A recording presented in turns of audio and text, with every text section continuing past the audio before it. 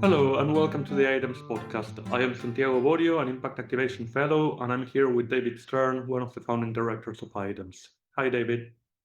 Hi, Santiago. Looking forward to another discussion. What are we talking about today? Well, you just came back from the JMM. The joint maths meetings in the US. This was quite an experience, my first time there. And it's quite a big mathematical event, isn't it? It's potentially the biggest in the world. It certainly competes with the IMU's big event, and it was really fascinating. IMU is? The International Mathematics Union. They hand out the Fields Medal. The biggest event, not in terms of numbers. The JMM is actually bigger in terms of numbers. It's an incredible event. It's the joint meeting of the American Maths Associations, all of them. And it's a really impressive event. And is that for mathematics at university level or throughout? All levels. It is, of course, led by, if you want, the university level professors, but it is for all levels of mathematics, teaching as well as research. And of course, I'm interested in education. Does it have a strand on education or something like that? Many strands on education, a whole set of sections. It has also an exhibition. It's got events which are designed to attract school children, so some school children come. No, it's a really impressive event. It's not like the Maths Fest, which is focused on that school level engagement with students, but it does include elements of that as part of the whole. I see. Why did you go? It was originally an invitation to present at WeBWork's 30th anniversary, representing the Stack community. And that was the opportunity that I decided was worth the event. But I was then invited to another group who were doing compassionate mathematics around collaboration in mathematics, which was really interesting as well. And of course, this was a great opportunity to meet the community that is engaged in, I suppose, the underlying mathematics that we've been struggling with, this applied category theory. That community was there as well. So there were many different communities that I met through the event, and it was really valuable in each case to engage in a way that I've never done before on the American side of this. I've been involved in the international side before, maybe bits in the European side, but the American side was very new to me, and it was really interesting. You said you were invited to give one talk. I believe you submitted quite a few proposals. So I ended up giving 6 and Juma gave 2. A colleague who couldn't attend, I gave a couple on behalf of colleagues who couldn't attend because of visa issues. That meant I got to actually meet these different communities and engage with them. So I was actually invited to give, I think, 3 different talks and then added another 3. Wow, that's quite a lot for a 3-day event, if I'm not mistaken. It was 4 days, but yes, it was a busy 4 days. Tell me a bit about your experience there. It's the first time I've really engaged in the American mathematics organizations. And I was really surprised. Well, my first pleasant surprise was that I was expecting not to know anyone. And I didn't have a talk in the first few days, so I was just going and attending talks. And there was a session about mathematics in the international context. And so I decided I should drop in on that session and see what they were discussing, and found out, of course, that I knew half the speakers. And actually, these were the people who have been engaging in AIMS, in other forms of work in the African context, and then a number of other things that I didn't know about. But of course, many of the American mathematicians working in Africa with the African Institute of Mathematical Sciences or other partners, I had met. Yes, I was going to clarify. AIMS is the African Institute for Mathematical Sciences. They have institutes in several African countries. Yeah, started in South Africa. There were people there who I'd met in Ghana. There was people I'd met in Tanzania before the Tanzanian centre shut down. There were also centres in Senegal, Cameroon, and Rwanda. They have a format which is quite interesting for their degree programs, where they have invited lecturers from all over the place. Exactly. And this is where there were a number of people who I had met while they were teaching at Ames, and either I was teaching at Ames, I was working at Ames for a year and I met some of them then, or I was visiting Ames for other reasons. Actually, what was quite fun is some of them actually got photos up of sort of, this is when we met in 2013. So that was really nice to be reminded of some of these, well, these early days for me, if you want, in engaging with that international community. So you actually appeared in photos from presentations from other people. I did. It was a really interesting session, but it was a session where actually in the audience, I was one of the people who was quite well informed about everything that was there. It was a very interesting session. It was something I could contribute to, which was nice and surprising to me. And it was very interesting that session, it helped me to recognize that, here was the biggest, in terms of number of people, maths event in the world potentially. And yet I left that session recognizing actually they're quite isolated. There's only a few people who have got these little bits of experience, and they haven't got deep experience in some of these international collaborations. So there's sort of ways in which, although it's such a big event, it's actually isolated from some of the experiences that I've had and the things that I know, and that there are really these opportunities for better collaboration and integration. Just a very simple example of something which I recognized they could benefit from, but the London Math Society had this Mentoring African Research in Mathematics program a number of years ago. And they're in the process of thinking about similar things, but hadn't even heard of it. And so just being able to mention there was this program from the London Math Society, which you could actually learn from, is something which I think, these could be really useful to build those connections, because there are different people working in this space in isolation. And as we said in previous episodes, we work very well as bridges between organizations and people. Absolutely. This is very much what was reinforced in some sense, this need for bridge building across and within. I don't know what bridges will get built from this, but I did feel that there is potentially a role for me and for us more generally to play. It was really interesting to think that and to delve into a new challenge, because the needs are very different. And the other thing that was very interesting once I got into the education sessions was that actually they're very focused on American education. And I'd always sort of assumed and felt that the challenges in American education are they're not the same sort of levels of complexity as the challenges in low resource environments that we work. But I now recognize I was wrong there. Some of the challenges facing the American education system, they're really interesting. They're not necessarily resource bound in the same way, but they do have really interesting limiting factors, which are different and interesting to engage in. Can you give an example? Well, one of the ones that I loved, and there's a group who are doing some really amazing work on this thing called Project Ember, where actually there's a lot of isolation at the university level education, particularly the big prestigious research universities don't collaborate on their teaching and learning. And therefore, each one is in some sense reinventing the wheel in different ways. They haven't in the past been learning from each other. And that's what this Project Ember is actually stepping in to do. And it's a very interesting set of people behind it doing some really powerful work with the teaching focused faculty. And so one of the problems in some of these very powerful research institutions is that the mathematics departments have very heavy teaching loads for other departments. And therefore they have staff who are teaching focused and who therefore aren't research focused and are not part of what is visibly important in the department, but they are an important part of the department's role in the university.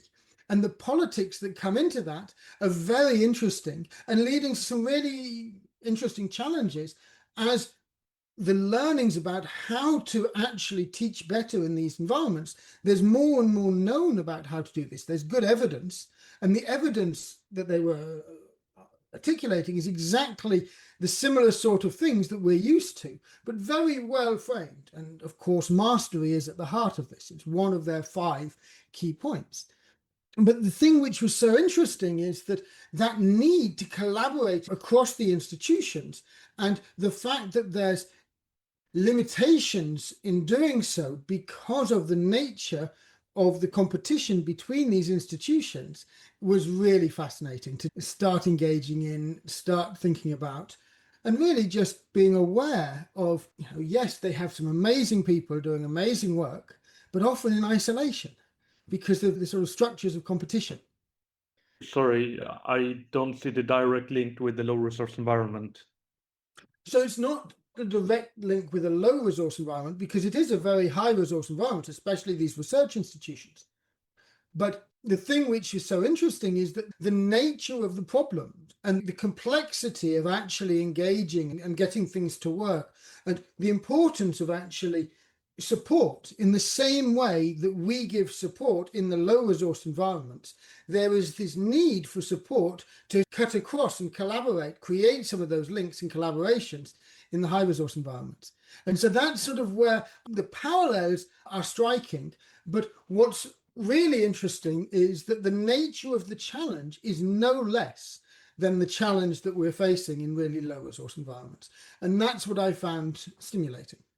And of course, we are giving that type of support in a prestigious university in the US. Yes, but I guess the way we had started doing that and the way we were thinking about that was, again, very much in isolation for that single institution. Whereas what I'm learning from this Project Ember is that the key, what's really needed, is this collaborative network so that the good teaching and learning practices can spread from one institution to another, despite the competition between institutions.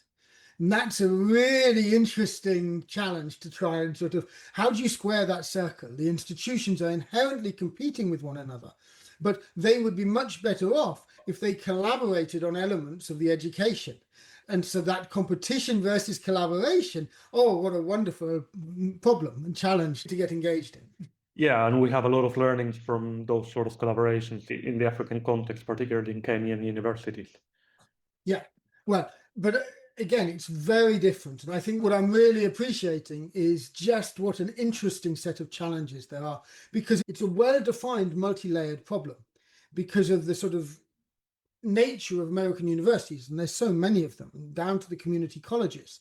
And each of them has a different dynamic. You have your small liberal arts colleges who have a very different dynamic from your big research institutions, from your community colleges, your state colleges, your state universities, and so on. And so the nature of the competition and collaboration that's possible between and across the institutions is really, well, it's just a complex problem. I like complex problems. Of course you do. Now, tell me a bit about your thoughts. Maybe I should start with the WeBWork session, because that was a wonderful session. I really enjoyed that. So WeBWork is a mathematics assessment sort of system. We discussed Stack in the past. WeBWork is similar. It has an amazing community behind it, used in many, particularly American universities. And the way I like to think of it is that it's not just a question type like Stack. It also does the quiz and it's sort of elements of the student management as well. And this is one of the odd cases where there is a lot of collaboration within or across institutions, because there are, if I'm not mistaken, huge question banks of open resources that loads and loads of people contribute to from different contexts. Well, the way collaboration has been built up in these systems is around open educational resources. And WeBWork is a fantastic example of an open educational system with an open educational resource bank managed by a community and serving the community. And a really strong community behind it as well. And it's transitioned from being, if you want, driven by an individual to now very much a community-led project. It's a good, stable, open source system. But it is, and this is why it was so interesting to be there now, it is in some sense under threat because of AI, as is everything. The impact of AI on the education system in general, and the importance of deterministic systems within this is part of what I spoke about. So I gave a talk related to AI and electronic assessment for maths. That was one of my talks. I actually gave that one on behalf of a PhD student originally from Benin, but currently in Italy, who unfortunately couldn't travel for visa issues. The work that he's doing and the broader framing that I was able to add about leveraging AI but keeping these deterministic systems like Stack or WeBWork at the core of electronic assessment is an opportunity that I think is not widely recognized, and I think was appreciated by this audience, who are looking for, well, how do we move forward? What do we do as a community? How do we adapt in the future? And so that was part of what was in that discussion. Great. The other talks?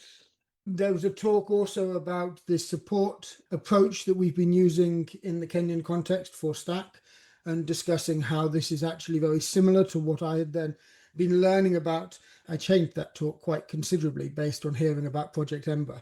And so I was able to tie it into Project Ember and explain how these things actually complemented each other and the importance of this, and actually advocating for the fact that in the US, Project Ember is talking about teaching focused faculty. And I was saying, well, what we've sort of been looking at in the Kenyan context and beyond is the need for this assessment focused faculty, people who really specialize, become assessment specialists with these electronic assessment systems.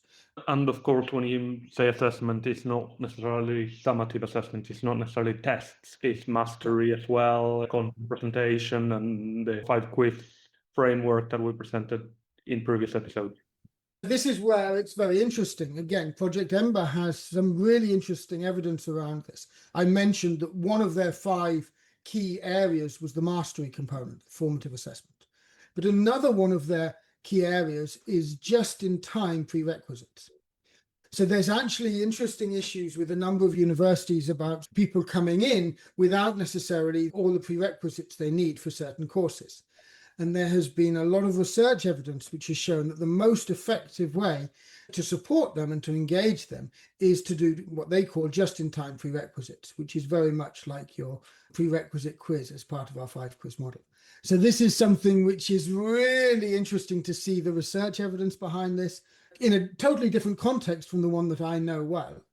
But again, the same basic principles. Great. That is very promising for our framework. Yeah.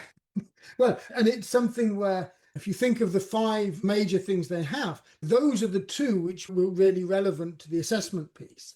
The others are very much about the fact that you need to be coordinating large classes in systematic ways, and there's good evidence for that, and that helps student learning and improves results in these large institutions. I believe another one was about engaging the management structures in what you're doing. So actually having the buy-in from upper management and how you do that institutional buy-in, if you want.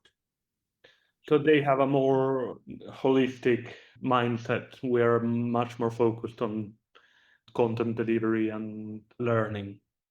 Well, Project Ember is trying to actually engage in this to basically reduce the math failure rates. The statistics that they pulled out were the fact that, I think it was 4 out of the top 5, or maybe it's 5 out of the top 6 failure rates are all in mathematical courses, which is not a good thing. I think there was a chemistry course that was sort of ranked number 4 or something. And it's in line with the findings that we had in Kenya. Absolutely. This is the same all over the world. This is what we've observed all over the world. And somehow it's deemed acceptable, which I don't agree with. It shouldn't be. Mathematics shouldn't be the course that people fail. It shouldn't be that barrier. And actually, this is one of the things that was discussed in the compassionate mathematics sessions. That was a whole day again. And there I gave a talk about collaboration, where I actually really, again, I threw out the slides I was going to use and did a rather interactive session. I did a talk based on 6 words. I had the title, and then the whole talk was based on just 6 words. And that really came because as I was reflecting about this, the thing which sort of jumped out was as mathematicians, and everyone at the conference were mathematicians, we're naturally competitive. And that was so visible at the conference. The competitiveness was just, you could feel it. And so I actually changed my talk so that I started with competition. And actually, this was appreciated, that in the audience, there was this sort of feeling that we want to be compassionate, we want to draw others in. But will that change maths from what we've learned? We as mathematicians, we were good at it and we competed and we won. And that was always part of the attraction in some sense. And to not recognize that, to not actually be able to imagine what would a totally different mathematics look like, which wasn't competitive and which didn't lose 90, 95, 99% of people along the way. Yeah, that is, I think, a structural or a systemic problem from early years mathematics that goes all the way across. And there's a social element of it as well. People saying maths is hard, maths is not needed because you can do all of it with tools and so on and so forth. Those are two separate things. But I think the thing which I actually drew out, and the thing I hadn't actually really engaged with as much before, and it led to a very interesting talk and discussion, but the thought experiment I posed them is, what would our societies look like if 95% of our population or more had high levels of mathematical literacy? If we had a really good education system, which, like the fact that almost everyone can read and write and communicate in these ways, what if almost everyone could communicate mathematically and spoke the language of mathematics to a high level? What would society look like? And what would it look like to actually have a mathematics curriculum which was designed not to differentiate students, but to actually get them speaking the language of mathematics? I didn't answer that question, of course, but I think it would look very different, because the whole of our personal experience as mathematicians is to have been challenged. It's problem solving. When you talk to mathematicians, it's puzzles, it's problem solving. But that's not the language of mathematics. That's just how we were taught mathematics. It's what we love. We love problem solving. But you're not going to get 95% of the population by having this competitive problem solving puzzle approach. What would it look like to actually think of mathematics totally differently? I, of course, said more than that. We could do a whole nother episode on this, but it was a very, very thought-provoking and interactive session. It was one of the more interactive talks I gave. And what you were just saying resonates quite strongly with competency-based curriculums that we're working on in African contexts. Well, this was always part of the vision of competency-based curriculums. It's part of what we'd hope. But I believe that the nature of those mathematical competencies is not necessarily what could be the right target if we wanted that mathematically literate population. And don't get me wrong, I think there's been a lot of good work on the competency-based curriculums. But I'm not sure anyone knows exactly what it would look like if we were to really engage with this more deeply. Anyway, so yeah, happy to have another discussion around this, because I must admit that I was challenged by that talk, in the sense that what I thought I was going to give and what I actually gave as a talk were two very different things, partly because of the environment. And that environment reminded me how central competition is, because it was there visibly in that environment. And also how much I like it myself. To talk about collaborative maths without recognizing the fact that part of what I liked about mathematics was that I was good at it and I could compete. I won maths competitions. It would have been incorrect to talk about mathematics as a collaborative venture, which is what I was trying to talk about, without recognizing that fact. Of course, there are a lot of competitions that actually could have detrimental effects on students who perhaps don't qualify or whatever reason or fail or don't do well. Anyway, One more set of talks that I gave. no.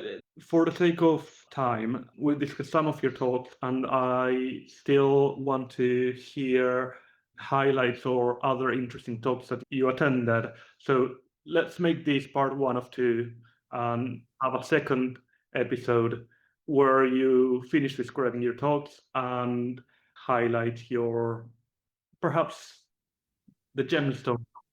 Absolutely happy to do that. There's a lot, it's still fresh, and I'm really quite excited. I guess I would like to thank the Joint Mathematics Meeting led by the American Mathematics Society and the Mathematics Association of America and all the other associations that hosted it. It was an incredible event, and I really appreciated the opportunity to be there.